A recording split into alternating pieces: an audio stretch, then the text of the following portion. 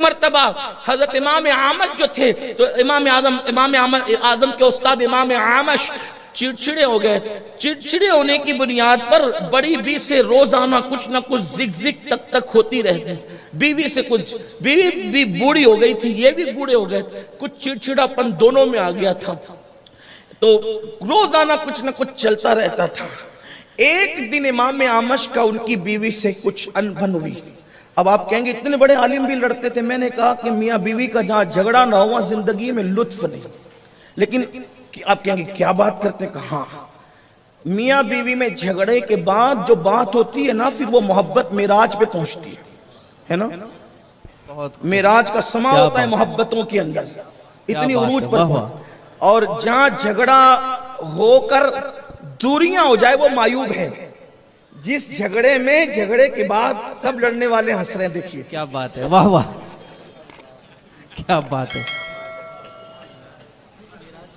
بھئی کوئی بھی تو لڑ سکتا ہے نا. وہ حضور امام حضرت سرکار ابراہیم خلیل اللہ نے کہا اللہ پاک یہ سارا مجھ سے لڑتی ہے. اللہ نے فرمایا ابراہیم صبر کر، کیونکہ میں نے عورت کو ٹیڑھی پسلی سے پیدا کیا.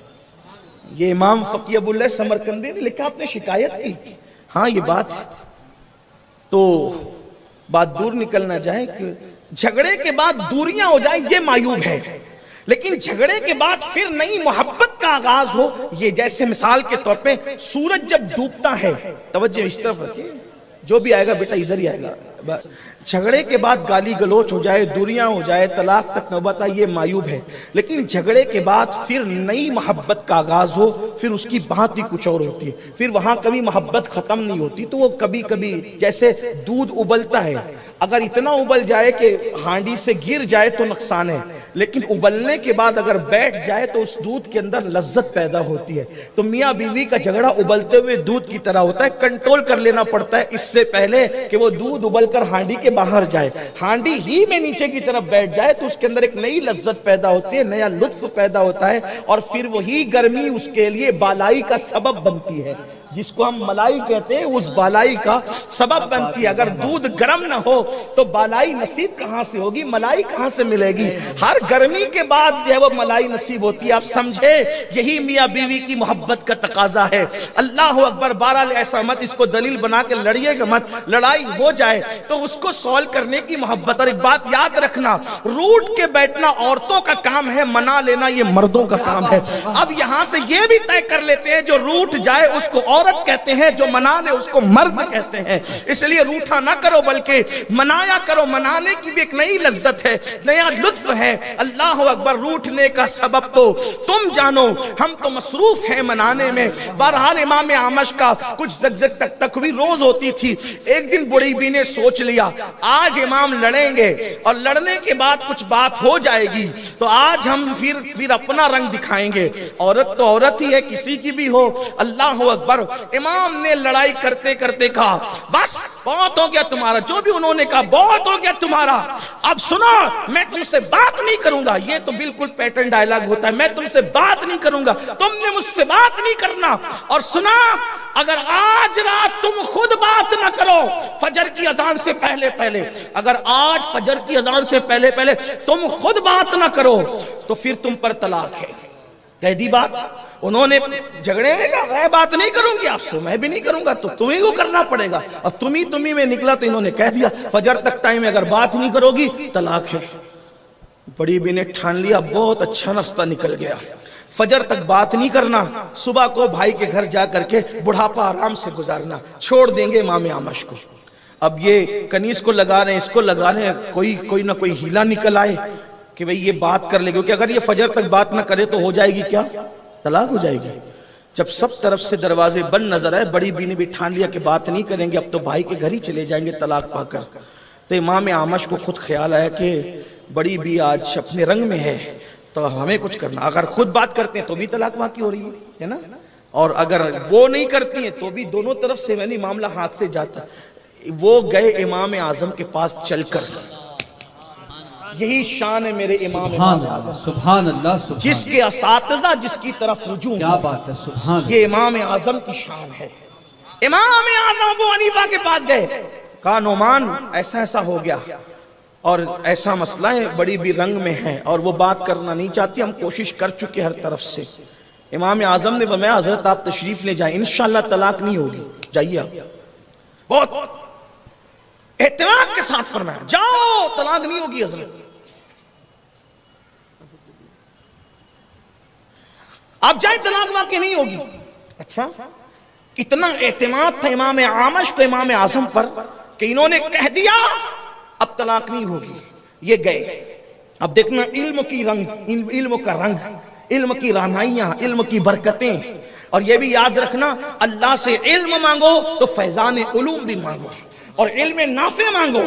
اللہ اکبر، کیونکہ کچھ لوگ علم کا مس یوز کرتے ہیں۔ علم ایک ٹارچ کی طرح ہے، ٹارچ اگر آپ کسی رہبر کے ہاتھ میں دے دیں تو وہ لوگوں کو کانٹوں سے بچائے، کسی رہزن کے ہاتھ میں دے دیں اسی روشنی سے وہ لوگوں کے گھر میں چوری کرتا پھرے۔ تو ہاتھ کی بات ہے، علم بڑی چیز ہے، لیکن علم کے ساتھ دل کی صفائی ہو، علم کے ساتھ ایمان ہو، علم کے ساتھ عشق رسول ہو، علم کے ساتھ شرافت ہو، علم کے ساتھ اللہ رسول کی اطاعت ہو، پھر علم بہت بلندی پر لے جاتا ہے۔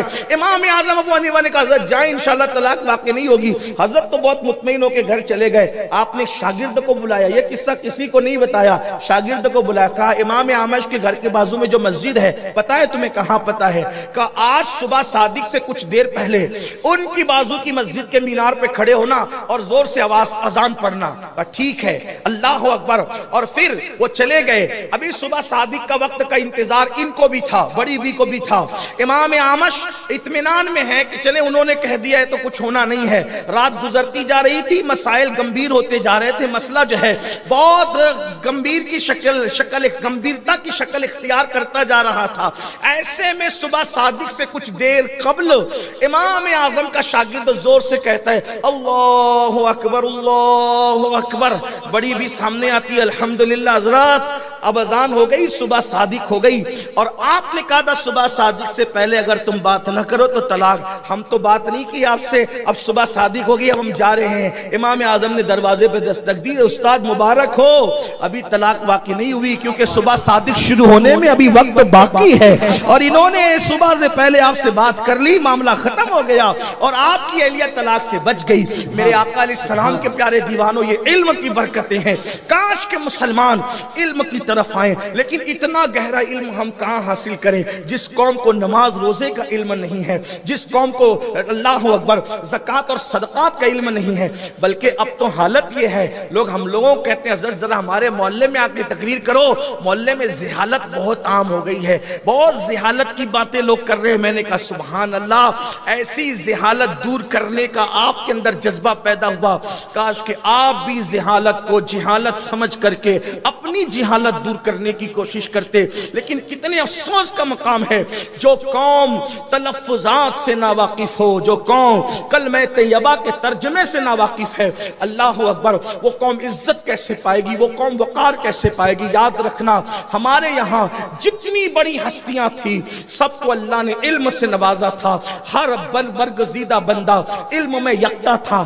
آپ دیکھتے چلے جائیں، ہمارے نبی علم کے شہر ہیں، اللہ اکبر۔ پھر میرے نبی نے علم کے شہر میں جو علم کی خیرات تقسیم فرمائی، سیدنا صدیق اکبر علم کے معاملے میں بے مثال، فاروق اعظم علم کے معاملے میں بے مثال، عثمان غنی علم کے معاملے میں بے مثال، مولائے کائنات کو باب مدینۃ العلم بنایا۔ اس کے بعد آپ دیکھیں اللہ اکبر، حضرت سیدنا امام زین العابدین، ان کے وقت میں ان جیسا علم والا آپ تلاش کریں۔ اسی ان کے بعد امام محمد باقر، ان کا نام محمد، لیکن باقر کیوں کہتے؟ کیونکہ باقر کا مطلب ہوتا ہے چیر پھاڑ کرنے والا، اللہ اکبر۔ اب باقر کا مطلب چیر پھاڑ کرنے والا کیا؟ یعنی کوئی مسئلہ ان کے سامنے لایا جاتا تو اس قدر اس کی باریکیاں بیان فرماتے اور اس کو اس طریقے سے سمجھا کر کے رکھ دیتے کہ لوگ کہتے ہیں انہوں نے تو اس کو چیر پھاڑ کر کے رکھ دیا، یعنی جیسے کوئی چیز چیر پھاڑ کے رکھی جاتی ہے۔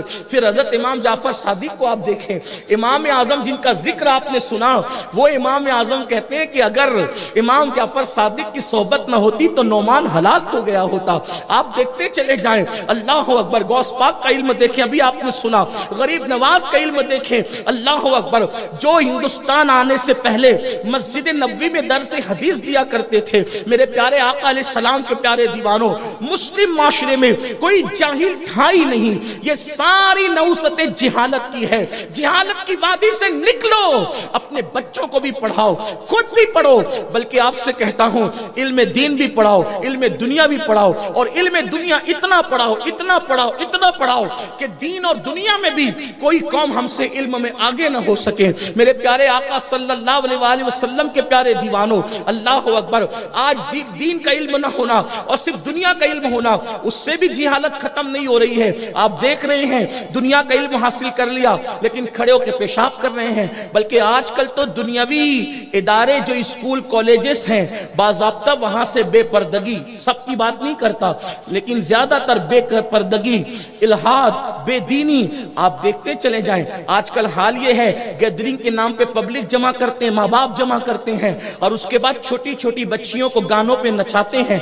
बाज़ाब्ता स्कूल के अंदर गैदरिंग के नाम पर, सालाना फंक्शन के नाम पर बेटियों को गाना सिखाया जा रहा है। आपसे पूछना चाहता हूं, अगर वो मदरसे, वो स्कूल्स जो इंसान को संवारने के लिए थे, अल्लाह अकबर, किसी ने कहा था ये मदरसा है तेरा मैकदा नहीं साकी। अस्सलामु अलैकुम वरहमतुल्लाहि वबरकातुहू। मेरे प्यारे भाइयों बहनों, जैसे कि आप हमसे बेहतर उलमाए कराम की ज़ुबान से बयान को काफ़ी देरी से समाअत कर रहे थे, मैं आपका मेहरबान कारी नूर आलम। अगर इस चैनल पर पहली बार आए होंगे तो आपसे रिक्वेस्ट है, अपील है, गुजारिश है कि ज़रूर से ज़रूर चैनल को सब्सक्राइब कर लीजिएगा और एक दूसरे मुसलमान भाइयों तक शेयर भी कर लीजिएगा, ताकि हर नोटिफिकेशन सबसे पहले आप तक पहुँचे। और क्या आपको मालूम है कि दूध उबालना किस वजह की है, और दूध अगर उबल कर नीचे गिर जाए तो इसकी मतलब क्या है? कितने लोग सोचते हैं कि हमारे घरों में अब तो परेशानी आ जाएगा, कितने लोग सोचते हैं कि हमारे घर में अब अमीरी आ जाएगा, कितने लोग सोचते हैं कि अब हमारे घर में खुशखबरी आ जाएगा। तो मेरे प्यारे भाइयों बहनों, तो जैसे कि आप हमसे बेहतर उलमाए कराम के ज़ुबान से बयान को समाअत कर रहे थे, मैं आपका मेहरबान कारी नूर आलम। तो मैं आपका ज़्यादा वक्त नहीं लेना चाहता हूँ, नहीं वक्त को हम बर्बाद करना चाहता हूँ, इसलिए कि हमसे बेहतर उलमाए कराम के ज़ुबान से बयान को समाअत कर रहे थे, जिनका नाम है मुफ्ती आज़म फ़खरी आज़म मोहम्मद सैयद अमीरुल कादरी साहब, जो कि मैंने सोचा कि चलो यार, इस पैगाम को शेयर करना बहुत ही ज़रूरी है। कि हमारे कितने लोग सोचते हैं ना कि दूध उबल जाए तो क्या करें, दूध उबल कर नीचे गिर जाए तो क्या करें, तो ये सारी चीज़ें आपको कुछ भी मालूम नहीं था। तो मैंने सोचा कि चलो यार, इस पैगाम को शेयर करना बहुत ही ज़रूरी है। कि आजकल के जो मुसलमान होते हैं ना, बहुत माने अपने धर्म की जानकारियाँ नहीं होता है उन लोगों के पास। तो हमने शेयर कर दिया है। अगर आप तक ये वीडियो पहुंच गया हो तो इंशाल्लाह आप भी शेयर कर दीजिए, ताकि हर मुसलमान को पता चल जाए इस मसले के बारे में। तो हमसे ज़्यादा बेहतर उलमाए कराम के ज़ुबान से बयान को समाअत कर रहे थे, मैं आपका मेहरबान कारी नूर आलम। दुआओं में याद रखिएगा। खुदा हाफिज़।